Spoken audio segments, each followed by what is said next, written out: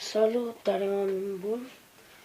Eu sunt Andy, după cum ne știți, și astăzi pe noul meu canal o să postez multe alte chestii.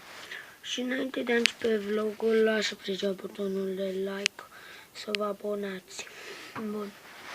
Hai să începem.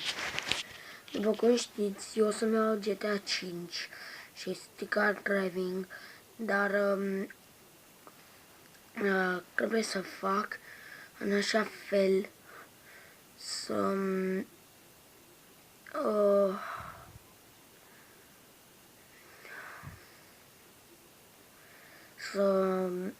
filmez cât mai multe ca să nu vă dezabonați. De fapt, pe noul meu canal o să-l pun în descriere, mai ales că nu mai am 8 abonați pe Andy 023 și acum mi-am schimbat canalul. Și, da, mi-am schimbat canalul și cam asta e. Săptămâna viitoare fac cu Andrei Max. Nu știu, îl știți voi, are un canal. Voi face cu el provocări, vom juca Minecraft, o să vă pun și canalul lui în descriere.